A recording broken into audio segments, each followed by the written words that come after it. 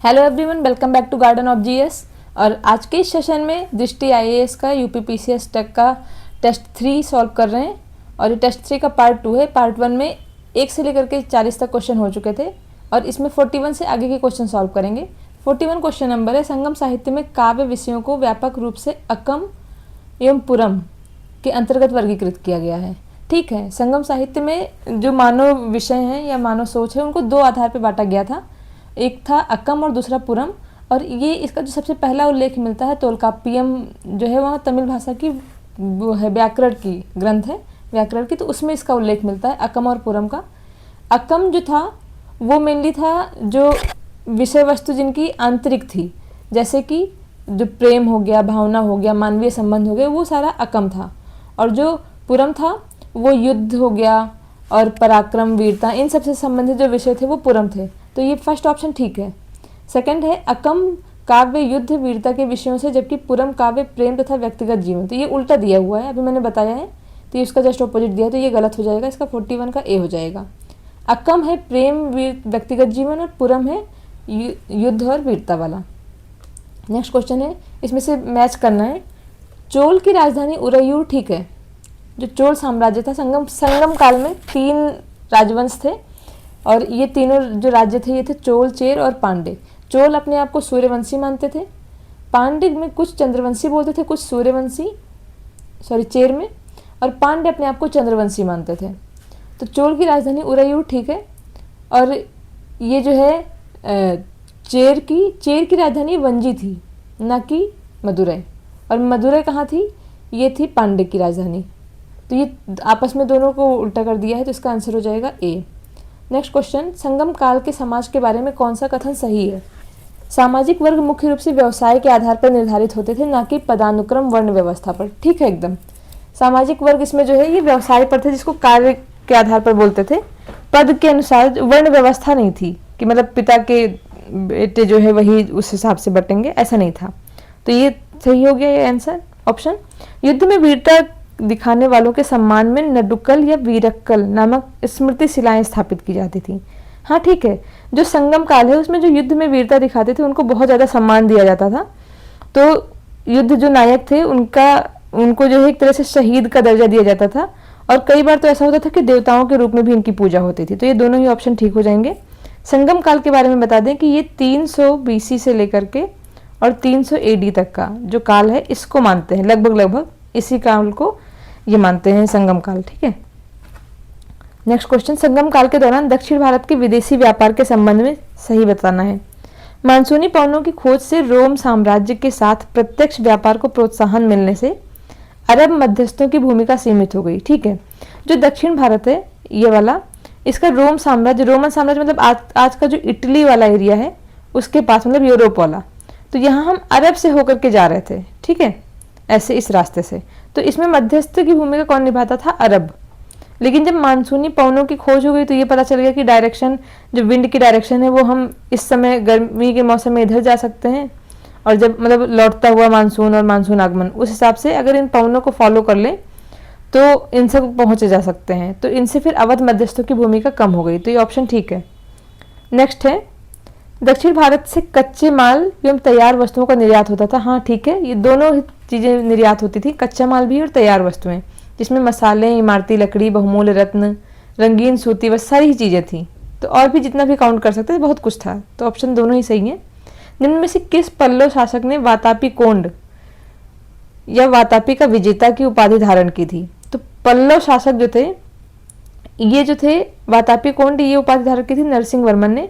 और नरसिंह वर्मन जो है पल्लव वंश के सबसे प्रमुख शासक रहे हैं, सबसे प्रसिद्ध भी और सबसे महान भी। इन्होंने पुलकेशिन द्वितीय को हराया था, जो वातापी के चालुक्य थे। पुलकेशिन द्वितीय उनको हरा करके और इन्होंने ये उपाधि धारण की थी। अच्छा, वातापी को हराया था, वातापी के थे पुलकेशिन द्वितीय, तो इसलिए इनको वातापी का विजेता भी बोल रहे हैं। किसको? पल्लव वंश के शासक नरसिंह वर्मन प्रथम को। ठीक है, तो इसको इस ट्रिक से आप याद कर सकते हैं कि तापी नदी है जिसको ताप्ती भी बोलते हैं, तो ताप्ती नदी के ऊपर, मतलब तापी नदी के ऊपर पुल बना करके वहीं पर खड़े थे। कौन? चालुक्य शासक। ठीक है, क्योंकि वो बहुत चालू थे इसलिए तापी नदी के पुल पे खड़े थे। और जब नरसिंह वर्मन गए तो नरसिंह नर तो हैं ही है, साथ में सिंह भी हैं, तो इन्होंने क्या किया, उनको ढकेल दिया चालुक्य शासक को, ठीक है, और चालाकी इन्होंने दिखा दी, ठीक, और इनका पलड़ा भारी हो गया, तो मतलब ये पल्लव शासक, ठीक है। तो आप इस, अगर आपको याद है तो बहुत अच्छी बात है, नहीं याद है तो आप इस ट्रिक से याद कर सकते हैं। और इनका जो ये जो थे महेंद्र वर्मन प्रथम, ये नरसिंह वर्मन के पिता थे। नरसिंह वर्मन का जो टाइम पीरियड है वो 630 से लेकर के 668 तक है, और उससे पहले 630 तक इनका कार्यकाल रहा है, 590 से लेकर के और 630 तक महेंद्र वर्मन प्रथम का। और इनका जो मुख्य वो था, ये मेनली जो है साहित्य, संगीत और मंदिर स्थापत्य के संरक्षक माने जाते थे। और इनकी जो सबसे बड़ी जो विशेषता रही है, उपलब्धि भी रही है, वो यही है कि शैलकृत जो चट्टानों को काट करके, जैसे पूरी चट्टान है उसको काट करके मंदिर बनाया जाता था, तो इस तरह की जो विशेषता थी, ये गुफा मंदिरों की शुरुआत इन्होंने ही करवाई थी, ठीक है। सिंह विष्णु पल्लव नरसिंह वर्मन से भी पहले के हैं, ठीक है। और इन्होंने क्या किया था, इनके समय भी मतलब पल्लव राजनीति का उत्थान शुरू हो गया था। नंदी वर्मन ये बाद के हैं, इनका टाइम पीरियड है लगभग 731 से 795। टाइम पीरियड तो इनका ज़्यादा रहा है, लेकिन इतनी बड़ी उपलब्धि नहीं रही है जितनी नरसिंह वर्मन प्रथम की रही है। तो नंदी वर्मन ने चालुक्य और गंग शासकों के कुछ आक्रमण हुए थे, उनको भी इन्होंने विफल कर दिया था। तो इसका आंसर क्या हो जाएगा, बी, नरसिंह वर्मन प्रथम। नेक्स्ट क्वेश्चन है, निम्न में से कौन सा कथन सही है। दंती दुर्ग ने बादामी के अंतिम चालुक्य शासक कीर्तिवर्मन द्वितीय को पराजित किया। ये कीर्तिवर्मन इनसे भी बात के हैं, नंदी वर्मन से भी बात के, ऊपर वाला जो क्वेश्चन था चालुक्य वंश का, ये उससे भी बात के हैं, ठीक है। और ये बादामी के चालुक्य की बात हो रही है। तो कीर्तिवर्मन द्वितीय को पराजित किया दंती दुर्ग ने और पूर्ण साम्राज्य का दर्जा ग्रहण किया, तो ये ठीक है। दंती दुर्ग ने जो है ये इन्होंने राष्ट्रकूट वंश की स्थापना की थी, और इस तरह से इनके अधीन न होकर के और इन्होंने अपना पूर्ण साम्राज्य बना लिया, ठीक है। कृष्णराज प्रथम ने दंती दुर्ग के बाद दक्षिणी कोंकण पर विजय प्राप्त कर राष्ट्रकूटों के प्रभुत्व का विस्तार किया। तो हाँ ठीक है, ये भी कृष्णराज द्वितीय ने, मतलब कृष्णराज प्रथम ने ऐसा किया था, और ये भी एक काफ़ी प्रसिद्ध शासक हो गए थे इस काल के। और इन्होंने जो है एक तरह से इनको उपाधि ली थी, इन्होंने राजा धीराज की उपाधि, ठीक है। तो ये दोनों ही ऑप्शन ठीक है। नेक्स्ट क्वेश्चन, वैदिक काल से संबंधित कौन सा कथन सही है। आरंभिक वैदिक काल में सभा और विदत जैसी जनजातीय सभाओं द्वारा विमर्शात्मक और धार्मिक कार्यों में भूमिकाएं निभाई गई, जिसमें महिलाओं को भी भाग लेने की अनुमति थी, ठीक है। जो वैदिक काल है इसमें सभा और विदत, ये जनजातीय सभाएं थी, ये बैठ करके विचार विमर्श करती थी, धार्मिक कार्यों में भी भाग लेते थे, और इसमें महिलाएं भी शामिल होती थी, तो ये ठीक है, इसमें कुछ ऐसा नहीं है जो गलत सा लगे। राष्ट्र शब्द जो क्षेत्र और क्षेत्रीय राजत्व को दर्शाता है, पहली बार उत्तर वैदिक काल में आया, ठीक है। लेकिन आप सोचेंगे कि क्यों राष्ट्र, वैदिक काल भी तो उससे पहले था उत्तर वैदिक से, तो ये क्या बात हुई। तो वैदिक काल इतना ज़्यादा स्पेशलाइज्ड नहीं था, इतना स्ट्रक्चर्ड नहीं था, तो उसमें जन ही प्रमुख था। और बाद में जो है वो उत्तर वैदिक काल में, मतलब जन मतलब इनका कबीला होता था, ठीक है, वैदिक टाइम पे, और उत्तर वैदिक काल में ही राष्ट्र वगैरह जैसे शब्द शुरू हुए। तो जो वैदिक काल का टाइम पीरियड रहा है वो कितना रहा है, 1500 से 1000 BC, ठीक है। और उत्तर वैदिक का जो रहा है वो 1000 से लेकर के 500 BC तक, तो इसमें और डेवलपमेंट शुरू हो गया था, तो इसमें राष्ट्र जैसा शब्द आ गया था, ठीक। तो इसका आंसर हो जाएगा सी। नेक्स्ट क्वेश्चन है, अधिकारी और उनकी भूमिका बतानी है। समाहर्ता, देखिए समाहर्ता जो होता था ये टैक्स को कलेक्ट करता था। सन्निधाता होता था जो राजकोष भंडारगृह का प्रमुख, तो ये ठीक है, राजकोष भंडारगृह का। समाहर्ता संग्रह करता था, सर्वोच्च प्रभारी, तो ये भी ठीक है। इसको आप दोनों को ऐसे याद करिए, देखिए सन्निधाता, धाता मतलब क्या होता है, धारण करना, और धारण करना मतलब कहीं पे रखना, तो कहाँ रखेंगे ला करके, भंडारगृह में या राजकोष में, तो ये ठीक है। समाहर्ता, देखिए जब जैसे होता है कि हर्ता, जैसे रावण ने सीता का हरण किया, ठीक है, तो उस ट्रिक से आप याद कर सकते हैं कि हर्ता मतलब वहाँ से उठा ले जाना, ठीक है, या वहाँ से लेकर चले जाना। तो ये कौन करेगा, जो टैक्स कलेक्ट करेगा, संग्रह करेगा, वो जो काश्तकार हैं या बाकी पब्लिक है उनसे लेकर के चले गए वहाँ से, ठीक।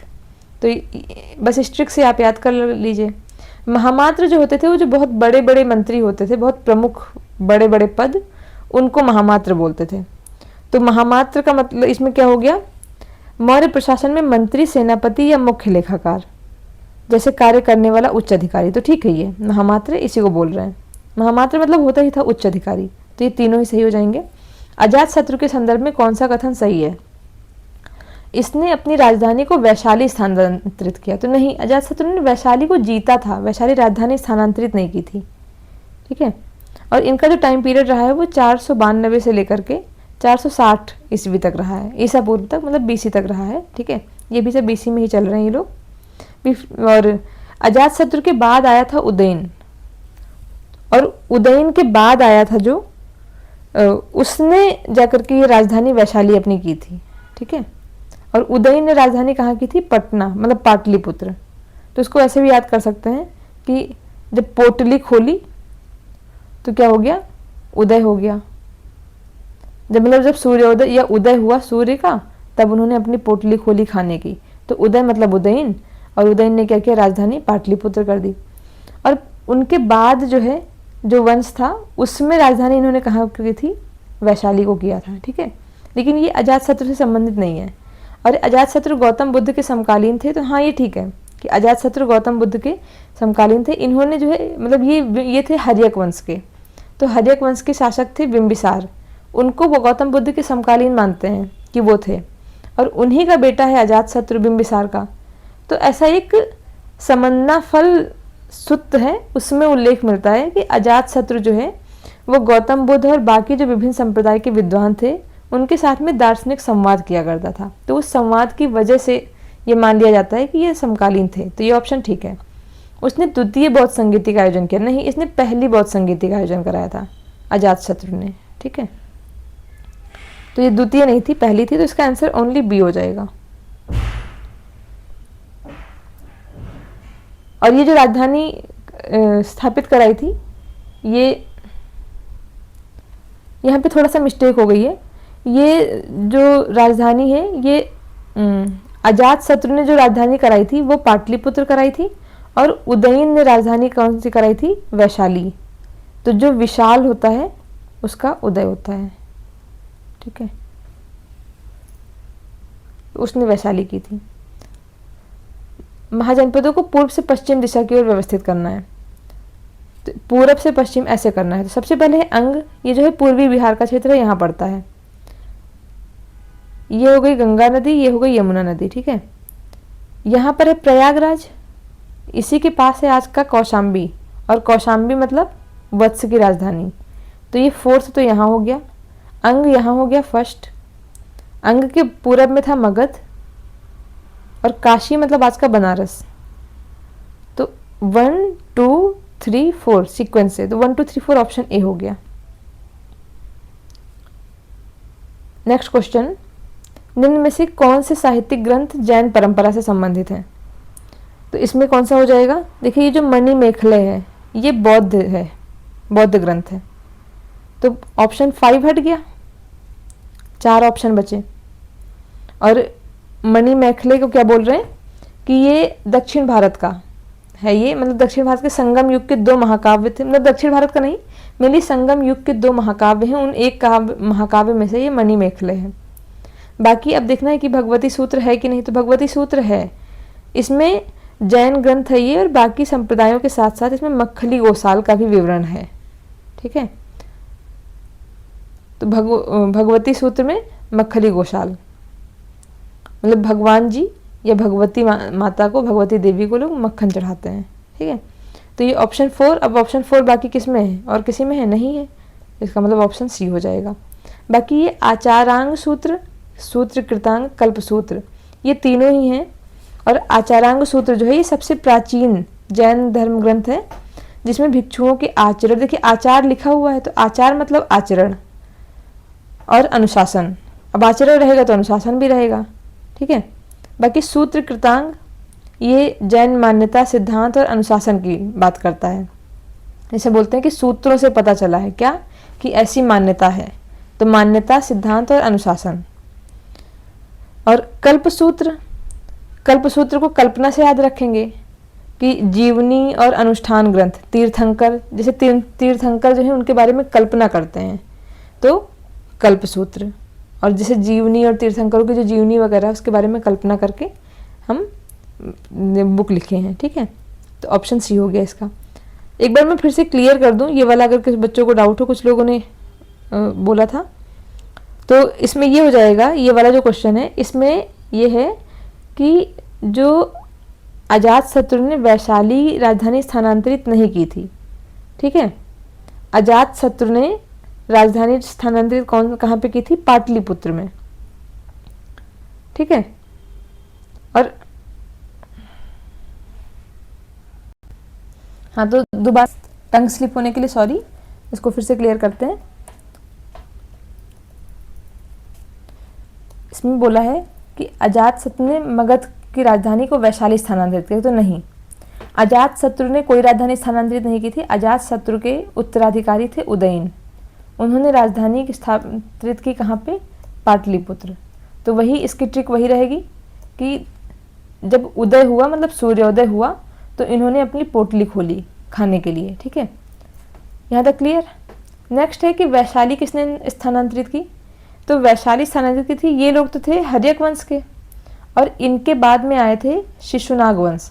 तो शिशुनाग वंश ने कुछ समय के लिए अपनी राजधानी वैशाली की थी, कुछ समय के लिए, पूरे टाइम के लिए नहीं। बाकी इनकी राजधानी भी शिशुनाग वंश की भी पाटलिपुत्र ही रही थी, लेकिन कुछ समय के लिए वैशाली का लिया था। तो इसकी ट्रिक है कि जो शिशु होता है उसके सामने नाग बहुत विशाल होता है। ठीक है, अब क्लियर हो गया। तो सॉरी फॉर कंफ्यूजन, और नेक्स्ट क्वेश्चन करते हैं। प्रारंभिक वैदिक समाज के संदर्भ में पर्णी शब्द का अर्थ बताना है। पर्णी क्या होता था? तो देखिए, इसमें पहला ऑप्शन है आम लोगों की जनजातीय सभा। जो आम लोगों की जनजातीय सभा होती थी इसको बोलते थे समिति। ठीक है, तो ये तो है नहीं ये ऑप्शन। वस्तु विनिमय के लिए प्रयुक्त धन का मुख्य रूप। वैदिक समाज में धन जैसी चीज थी नहीं, जो भी था वो वस्तु विनिमय ही था। उनमें धन के रूप में मेनली उनके पास पशु होते थे और बाकी चीजें भी होती थी, जैसे चांदी के आभूषण और निष्क, ये सब भी होती थी। लेकिन ऐसा कोई स्पेसिफिक धन जैसी चीज नहीं थी कि ये इतने रुपए हैं उतने रुपए हैं, ऐसे करके नहीं था। यात्री व्यापारी या कारवां व्यापारी, ये था पर्णी। पर्णी यही था कि यात्रियों या कारवां का जो व्यापारी, यात्रा व्यापारी या कारवां व्यापारी होते थे उनको पर्णी कहते थे। और पुरोहित जो राजा को परामर्श देते थे उनके अनुसार पुरस्कार प्राप्त करते थे, उनको तो पुरोहित ही कहते थे। जो राजा को परामर्श देते थे उनको का नाम पुरोहित ही था। इसके अलावा इसमें दो शब्द और सुनाई पड़ेंगे आपको, एक होता है विश और एक होता है जन। तो जो आम लोग की सभा थी उसको बोलते थे विश, और जो जनजातीय लोगों की सभा, जनजातीय लोग होते थे उनको बताता था, सॉरी, आम लोगों को विश कहते थे और जो जनजातीय लोग थे उनको जन कहते थे, जन। ठीक है, और जो सभाएं होती थी उनको समिति कहते थे। ठीक है, निम्न में से कौन सा युग में सही सुमेलित है? सामवेद, यजुर्वेद, अथर्ववेद, ऋग्वेद। तो सामवेद तो संगीत से ही रिलेटेड है, इसमें कोई डाउट नहीं है। ठीक है, तो साम संगीत का हो गया कि जैसे शाम को महफिल जमती है, संगीत होता है। ठीक है, संगीतकार। यजुर्वेद, इसमें प्राचीन दार्शनिक प्रश्न वेदांत सम्मिलित है। नहीं, वेदांत को जो है दार्शनिक प्रश्न ये उपनिषद में है, यजुर्वेद में नहीं है, तो ये गलत हो गया।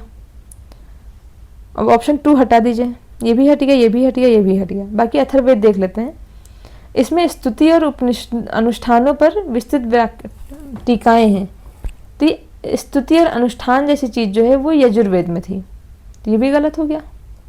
ऋग्वेद, इसमें परशुनी नदी के तट पर किए गए दशराज युद्ध का वर्णन है। तो परशुनी मतलब रावी नदी की बात हो रही है। आज की जो रावी नदी है उस पर जो दशराज युद्ध हुआ था ये उसकी बात कर रहे हैं, दशराग्य युद्ध। और रावी को परशुनी कैसे याद करते हैं? रवि परिश्रमी है, ये ट्रिक है। तो आंसर हो जाएगा इसका डी, बी। निम्न में से कौन सा कथ्य और उनके भजनों का संकलन पेरिया पुराणम में? नहीं, नयनार भगवान शिव के भक्त थे। नयन से याद करते हैं ना, शिव के 3 नेत्र हैं, तो 3 नेत्र से मतलब नयन वाले, तो ये शिव के भक्त थे। नहीं, हाँ, ये शिव के भक्त थे और उनके भजनों का संकलन पेरिया पुराणम में मिलता है, ये ठीक है। तो स्टेटमेंट गलत है, ठीक है, क्योंकि ये विष्णु नहीं शिव हो जाएगा यहाँ पे। और नयनार जो है उनकी संख्या 63 थी, ये जरूर आपको ध्यान रखना है। 3 नेत्र से याद रखिए कि 3 नेत्र और 2, 3 दूनी 6। और इसमें बहुत सारे थे, जो 63 थे इसमें थे अपरार, सुंदरार, सबंदर, ऐसे करके बहुत से लोग थे। और इन्होंने एक रचना जो की थी वो था तेवरम, और जबकि मणिक्को वाचक सागर के गीत हैं तिरुवाचकम नाम से प्रसिद्ध हैं। ऐसे ही इन्होंने पेरिया पुराणम भी है, और ये लिखा था सेक की झार ने, पेरिया पुराणम। नेक्स्ट है अलवार भगवान शिव के, तो ये उल्टा कर दिया इन्होंने। अलवार जो है वो भगवान विष्णु के भक्त थे, उनके गीत नालियर दिव्य प्रबंधम में, तो हाँ ठीक है। जो इनकी संख्या थी ये 12 थी अलवार की, और इसमें से नम्मा अलवार, तिरुमंगई अलवार, अंडाल, पेरियान अलवार, इस तरह के कई सारे लोग थे, जिनमें इनमें नादमुनि ने जो है वो नालियर दिव्य प्रबंधम लिखी थी। और अंडाल थी, अंडाल को फीमेल माना जाता है, तो इन्होंने तिरुप्पावे रचना की थी। तो ये दोनों ही ऑप्शन गलत हो जाएंगे, इसका आंसर डी। कवियत्री और योगदान उनका भक्ति में, अक्क महादेवी ये शिव भक्त थी जिसने सामाजिक मानदंडों को अस्वीकार कर दिया, ठीक है। ये जो अक्क महादेवी थी ये 12वीं शताब्दी की शिव भक्त थी, और ईश्वर के प्रेम में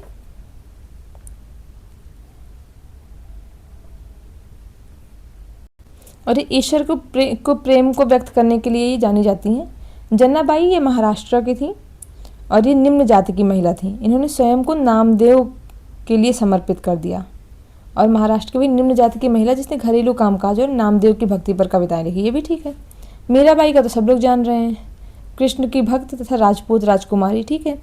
बहिना भाई ये विठोबा कृष्ण की भक्त जिन्होंने तुकारा की भक्ति के साथ वैवाहिक कर्तव्यों को संतुलित किया।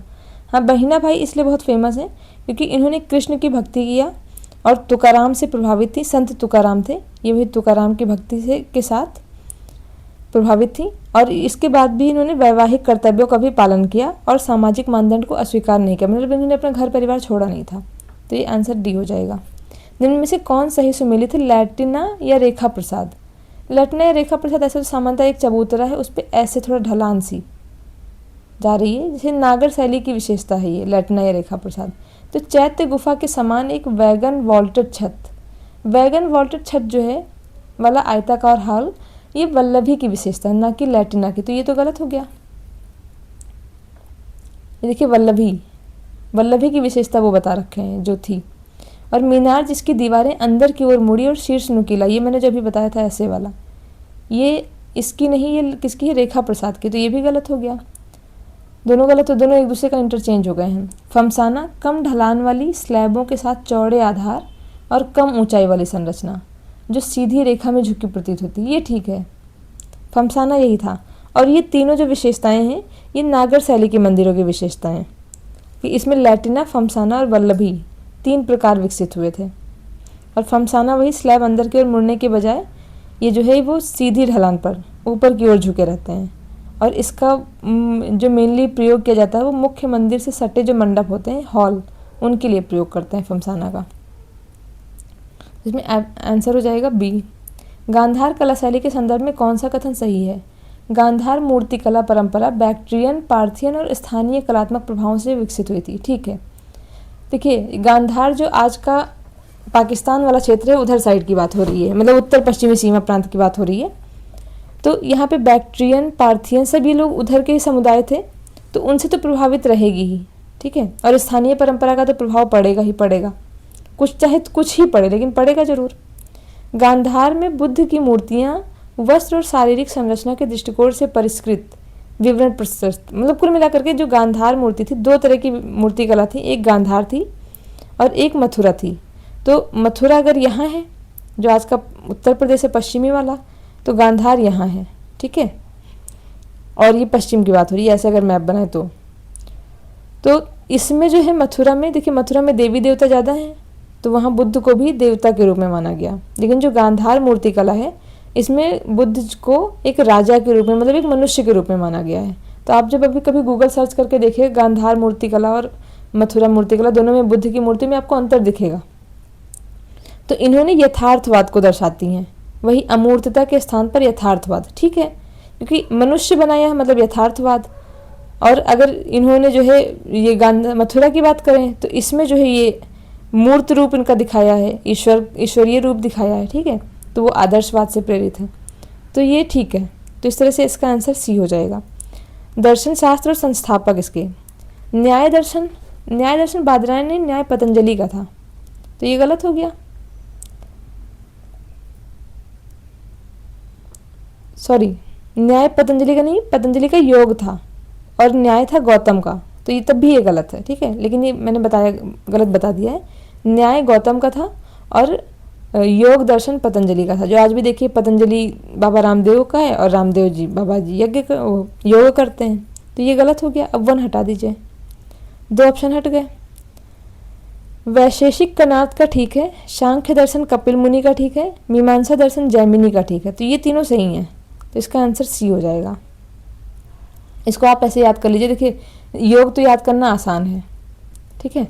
योग का पतंजलि, जो न्याय करता है कोई अगर, तो आज के टाइम पे क्या होता है कि न्याय में बहुत देर हो जाती है, वाद विवाद चलता है, तब जाकर के कोर्ट से न्याय मिलता है, तो ठीक है। तो वाद विवाद के बाद में वाद विवाद बहुत होता है, उसके बाद और वाद विवाद के बाद न्याय होता है, ठीक है। कणाद वैशेषिक, जो कर्ण थे महाभारत के कर्ण, वो बहुत विशेष थे, है ना। उनकी मृत्यु भी देखिए कितनी विशेष थी। कपिल को कपिल देव से याद कर लीजिए, कपिल देव की संख्या से याद कर लीजिए कि कपिल देव ने जो है बहुत सारे रन बनाते थे कपिल देव, तो मतलब जब रन बनाते थे तो संख्या ही कम पड़ जाती थी, तो सांख्य दर्शन। जैमिनी मीमांसा, मतलब जो लोग जिम जाते हैं उनको बोलते हैं कि मांस नहीं खाना चाहिए, ठीक है। मतलब इसमें अन्यथा लेने वाली बात नहीं है, बस इसको याद करना है। निम्न में से कौन सा युग्म सही सुमेलित है? दार्शनिक बताना है, मुख्य सिद्धांत। रामानुज, देखिए इसमें कुछ याद करने जैसे कोई वो है नहीं, ये आप रट ही लेना है। रामानुज का है विशिष्टाद्वैतवाद, ठीक है ये। मतलब राम जी जो है वो अनुज थे, किसके? राम के अनुज कौन थे? वो राम के लिए बहुत विशिष्ट थे, तो विशिष्टाद्वैतवाद। वल्लभ भाई पटेल को बहुत शुद्ध मानते थे, तो शुद्धाद्वैतवाद, ठीक है, तो ये भी ठीक है। निम्बार्क द्वैतवाद नहीं है, निम्बार्क द्वैताद्वैत या भेदाभेद जिसको बोलते हैं, निम्बार्क का ये था, तो ये गलत है, तो इसका आंसर हो जाएगा बी। नेक्स्ट क्वेश्चन है, निम्न में से इसको ऐसे कर सकते हैं कि जैसे निम्बार्क को नींबू से कर सकते हैं कि नींबू जो है वो अगर किसी चीज़ में पड़ जाता है तो वो अलग से ही पता चलने लगता है, मतलब भेद उसका पता चल जाता है नींबू का। जैसे सैलेड में अगर नींबू डाल दिया तो खट्टापन आ गया, खाने में डाल दिया, पानी में डाल दिया नींबू, तो भेद अभेद तुरंत पता चल जाता है नींबू से। निम्न में से कौन सा युग्म सही सुमेलित है? नाटक बताना है, लेखक। मालविकाग्निमित्रम कालिदास की, ये ठीक है। ये शुंग वंश के शासक थे अग्निमित्र, उनकी और उनकी नौकरानी थी, उनकी कहानी है ये दोनों की, ठीक है। तो मालविकाग्निमित्रम किसकी? कालिदास की बहुत प्रसिद्ध रचना है, मतलब संस्कृत में है, संस्कृत में ही ज़्यादातर इनकी सारी ही थी। तो उनकी नौकरानी का क्या नाम था? मालविका, और अग्निमित्र राजा का नाम था, ठीक है। विशाख दत्त की मुद्रा राक्षस, ठीक है ये भी। स्वप्नवास दत्ता भवभूति की नहीं है, भास की है, भास स्वप्नवास दत्ता, तो ये गलत हो गया। हर्षवर्धन की रत्नावली, ठीक है। हर्षवर्धन की 3 थी, रत्नावली, नागावली और हर्षचरित। हर्षचरित तो लिखी थी बाण भट्ट ने, ठीक है। बाकी इनकी 3 थी जिसमें से एक रत्नावली भी थी, तो 3 हटा दीजिए और बाकी तीनों सही हैं, बी। पिटक बताना है, विषय वस्तु। सुत्त पिटक, विनय पिटक, अभिधम्म। विनय मतलब क्या होता है? बहुत शांतिपूर्वक रहना, तो नियम विनियम, विनय को विनियम, ठीक है, तो नियम विनियम ये था। सुत्त पिटक मतलब बुद्ध के नैतिक उपदेश और शिक्षा। देखिए सुत्त जैसे बोलते हैं, सुत्त कि सोने को, कि सुप्तावस्था बोलते हैं, कि सुसुप्तावस्था में चले गए, मतलब सो गए, ठीक है। तो इन्होंने नैतिक उपदेश, अगर जब बच्चों को क्या बहुत ज्ञान देता है, कोई शिक्षा देता है, उपदेश देता है, तो बच्चे क्या करते हैं? सो जाते हैं। तो सुत्त पिटक नैतिक उपदेश याद करना है ऐसे, ठीक है। अभिधम्म पिटक, इसमें चित्त और परम सत्य का दार्शनिक विश्लेषण, कि मतलब धम्म की बात हो रही है ना, अभिधम्म, धम्म मतलब धर्म, अभी अभी जो धर्म पता चला उसमें क्या पता चला, सत्य का दार्शनिक विश्लेषण होता है। तो ठीक है, तो ये दोनों तो गलत हो गए, ऑप्शन हो गया सी। नेक्स्ट क्वेश्चन है, भारत में प्रागैतिहासिक चित्रकलाओं के संदर्भ में कौन सा कथन सही है? भारत में सबसे प्रारंभिक प्रागैतिहासिक चित्रकलाएं उच्च पुरापाषाण काल की हैं। ठीक है, उच्च पुरापाषाण काल से ही शुरू हुआ था। देखिए जो पुरापाषाण काल था उसको पाषाण काल को ऐसे बांटा गया था, पुरापाषाण, मध्य पाषाण, नवपाषाण। फिर इस पुरा को भी 3 पार्ट में, निम्न, मध्य, उच्च। तो उच्च में बहुत मिली है, फिर मध्य और नव में भी बहुत चित्रकलाएं मिली हैं। तो सबसे पहले जो मिली है वो मिली है इसी में, ठीक है, उच्च पुरापाषाण में, इस वाले में। फिर शैल चित्रों का सर्वाधिक संकेंद्रण ये कहाँ मिलता है? संकेंद्रण विंध्य पर्वतमाला और उसकी कैमूर शाखा। ठीक है, उसकी जो कैमूर शाखा है इसका विस्तार उत्तर प्रदेश तक चला आया है और इसी के पास में ही भीमबेटका स्थित है। तो सर्वाधिक संकेंद्रण वहीं मिला है, तो एकदम सही है। तो आपसे कभी पूछें कि भीमबेटका विंध्य, तो ठीक है, ऑप्शन सी हो जाएगा। राजस्थानी शैली और विशेषताएं, मेवाड़ शैली जो है नगर के विस्तृत दृश्य दर्शाने वाली तमाशा चित्रकला। हाँ ठीक है, जो मेवाड़ शैली थी, राजस्थानी की बहुत सारी शैलियाँ थी राजस्थानी चित्रकला की, जिसको राजपूत शैली भी बोलते थे, और मध्यकाल में ये बहुत ज़्यादा प्रसिद्ध हो गई थी, जिसमें से कुछ जो है मुगल दरबार का प्रभुत्व था। तो इन्होंने क्या कहते हैं, 1-2 शैलियाँ थी जिसमें मुगल दरबार का प्रभुत्व बना रहा, जैसे बीकानेरी शैली पर, बाकी अपनी स्वतंत्र विकसित हुई। तो जो मेवाड़ चित्रकला शैली है ये सबसे प्रारंभिक और सबसे जीवंत शैलियों में से एक थी, और साहिबदीन जैसे कलाकार थे, उनके निर्देशन में रसिक प्रिया, रामायण, भागवत पुराण, इन सब पर बहुत ज़्यादा चित्रित किए गए थे। और बाद में जो है, बाद के समय में दरबारी जीवन और तमाशा चित्रकला, दरबारी जीवन मतलब वही नगर का विस्तृत दृश्य दिखाया गया, और तमाशा चित्रकला शामिल थी, इसमें नगरीय और औपचारिक दृश्य दर्शाए गए हैं। तो ये ठीक है। किशनगढ़ शैली सावंत सिंह और बनी ठनी की रोमांटिक किंवदंतियाँ हैं। हाँ ये ठीक है। देखिए नगर के विस्तृत चित्र की बात की थी, तो वो कहाँ पे रहेगा, मेवा कहाँ रहेंगे, जहाँ पे नगर के दृश्य देखेंगे लोग और तमाशा हो रहा होगा वहाँ पे लोगों को मेवा मिलता है। किशनगढ़, सावंत सिंह और बनी ठनी, मतलब देखिए जो कृष्ण भगवान थे उनके सामने हमेशा लोग वो हमेशा बने ठने रहते थे। कृष्ण भगवान थे ना, जिद करते रहते थे, माखन खाते रहते थे, तो बने ठने। जैसे आप देखिए राम भगवान का बचपन बहुत सिंपल था, लेकिन कृष्ण को देखिए सिर पे मोर पंख लगाए, पीला कपड़ा, मतलब कोई भी महाभारत आप देख लीजिए या कृष्ण लीला देख लीजिए तो उसमें हमेशा बने ठने से रहते हैं। ठीक है, और जैसे वो जब जाते हैं खेलने तो जैसे लगता है कि सावन आया हुआ है, हरियाली आ जाती है, तो सावंत सिंह हो गया। बूंदी शैली मुगल दरबार के दृश्यों के चित्रों पर आधारित चित्रकला, ये मुगल से संबंधित नहीं थी बूंदी, बल्कि कोटा शैली और बूंदी शैली ये जो है ये अपनी अलग शैलियाँ थी। इसमें जैसे नुकीली नाक वाला गोल मानव का चेहरा और रिबन जैसा लाल आकाश दिखाए जाते थे, और मुगल में ये सब नहीं दिखाया जाता था, तो ये गलत हो गया। बीकानेरी शैली लघु चित्रों में सूक्ष्म रेखांकन, मुगल प्रभाव तथा मध्यम रंगों के लिए प्रसिद्ध है। ठीक है, बीकानेरी में जो है ये मुगल प्रभाव था, तो ऑप्शन 3 हटा देंगे पहले तो, और बाकी 4 भी सही है, तो आंसर हो जाएगा सी। हिंदुस्तानी शास्त्रीय संगीत के रूप में ध्रुपद के बारे में कौन सा कथन सही है? ध्रुपद रचनाएं बिना किसी गीतात्मक घटक के शुद्ध वाद्य संगीतों के उपयोग पर थी। नहीं, ध्रुपद में इनका मतलब है कि ध्रुपद में गीत नहीं होता था, केवल संगीत, तो ऐसा नहीं है। ध्रुपद में गीत भी था और संगीत भी था, दोनों था। और ध्रुपद जो है वो हिंदुस्तानी शास्त्रीय संगीत की सबसे पुरानी और सबसे भव्य विधाओं में से एक है, इसलिए ये बहुत प्रसिद्ध है। तो ये गलत है ये, क्योंकि बिना किसी गीतात्मक टक के नहीं, गीत भी थे इसमें। बाबा गोपाल दास, स्वामी हरिदास मुगल काल के दौरान ध्रुपद परंपरा के प्रमुख प्रवर्तक थे। ठीक है, ये बाबा गोपाल दास और स्वामी हरिदास, इसके अलावा तानसेन, ये भी ध्रुपद से संबंधित थे। अब देखिए तानसेन गाते भी थे, तो गीत नहीं होता तो गाते कैसे? ठीक, तो पहला गलत है लेकिन दूसरा सही है, तो इसका आंसर क्या हो जाएगा? बी। मैच करना है नृत्य और राज्य। सत्रिय असम का है, कथक उत्तर प्रदेश का है, कुचिपुड़ी आंध्र प्रदेश, भरतनाट्यम का तमिलनाडु। तो इस तरह से ये हो जाएगा ऑप्शन ए।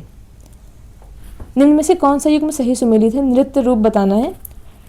थांगटा मणिपुर, ठीक है, ये थांगटा मणिपुर की एक मार्शल आर्ट है जिसमें थांग मतलब तलवार होता है और टा मतलब भाला होता है। तो इन दोनों का प्रयोग करके और छद्म युद्ध के माध्यम से ऐसा लगता है कि ऐसा लगने लगता है कुछ देर के लिए युद्ध हो रहा है, लेकिन ये क्या है, नृत्य का एक रूप है। ठीक है, तो युद्ध तकनीकी का प्रदर्शन होता है इसमें। कालबेलिया राजस्थान का, ये भी ठीक है। कालबेलिया जो है वो राजस्थान का प्रतीक है और इसमें मेनली बीन वीन बजा करके सांपों की तरह, सांपों से प्रेरित मुद्राएं होती हैं इसमें और बीन बजा करके डांस होता है। और छऊ, छऊ उड़ीसा, पश्चिम बंगाल, झारखंड इन सब में प्रचलित मार्शल मुखौटा नृत्य, मतलब मुखौटा लगा करके डांस करते हैं, जिसमें पौराणिक कथाओं के माध्यम से अपनी गतिविधियों का चित्रण करते हैं। तो ठीक है, तीनों सही हैं, जिसका आंसर डी हो जाएगा। नेक्स्ट क्वेश्चन है, हर्ष का प्रशासन सामंत की बढ़ती उपशक्ति और भूमि अनुदान आधारित भुगतान व्यवस्था के कारण विकेंद्रीकृत हो गया। हाँ ठीक है, देखिए जितना सामंती व्यवस्था जितना ज़्यादा आएगी उतना विकेंद्रीकरण होता जाएगा, क्योंकि सामंत का मतलब हो गया एक है हेड, जो कि हर्षवर्धन का साम्राज्य हो गया। अब हर क्षेत्र के अपने अपने सामंत हो गए, इनके पास अपनी भूमि है, अपनी सेना है, ऐसे करके हो गया। अब ये सामंत जितने ज़्यादा रहेंगे और जितने शक्तिशाली होते जाएंगे उतना ही केंद्र कमज़ोर होता जाएगा। ठीक है, तो विकेंद्रीकृत हो गया शासन, वही एक ही दो होते और बाकी केंद्र होता तो केंद्रीकृत ज़्यादा रहता। ठीक है, हर्ष की तुलना में, शासन की तुलना में गुप्त साम्राज्य में विधि व्यवस्था की स्थिति बेहतर थी। हाँ ठीक है, क्योंकि गुप्त में इतना विकेंद्रीकरण नहीं था, केंद्रीकृत व्यवस्था थी, और केंद्रीकृत व्यवस्था रहेगी तो लॉ एंड ऑर्डर हमेशा ज़्यादा अच्छा होगा, जैसा कि फाहियान और ह्वेनसांग के यात्रा वृत्तांतों से मिलता है। ठीक है, जो फाहियान थे ये आए थे गुप्त साम्राज्य में और ह्वेनसांग आए थे हर्षवर्धन के काल में। तो फाहियान ने कुछ ऐसा जिक्र नहीं किया है कि उनके साथ लूटपाट हो गई हो, लेकिन ह्वेनसांग ने इस चीज़ का जिक्र किया है कि ह्वेनसांग को 2 बार लूट लिया गया। अब लूटा गया तो जिस क्षेत्र में लूटा गया ये उस साम्राज्य की, उस सामंत की लॉ एंड ऑर्डर की कमी है। तो जब ज़्यादा लोग रहते हैं तो केंद्र कमज़ोर हो जाता है, उसका कंट्रोल कम हो जाता है, तो लॉ एंड ऑर्डर भी कमज़ोर हो जाता है, फिर लूटपाट जैसी चीज़ें हो जाती हैं। तो ये दोनों ही ठीक है, इसका आंसर हो जाएगा सी। दर्शन के संबंध में कौन सा कथन सही है? जैन सिद्धांत के अनुसार देवता अस्तित्व में हैं। मतलब सामान्यतः तो हमें देखने में लगता है कि जैन धर्म में देवता नहीं थे, जैन धर्म देवता को नहीं मानता था।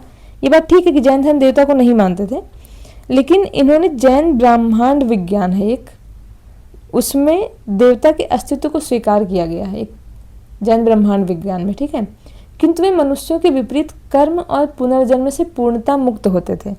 नहीं, उसमें देवता के अस्तित्व को तो स्वीकार किया गया है, लेकिन देवता भी इंसानों के जैसे थे कि मतलब उनमें जो है कर्म और पुनर्जन्म से पूर्णता मुक्त नहीं हो सकते थे। जब तक उनका कर्म और कर्म फल का क्रम चलता रहेगा तब तक वो पूर्णता मुक्त नहीं हो पाते थे।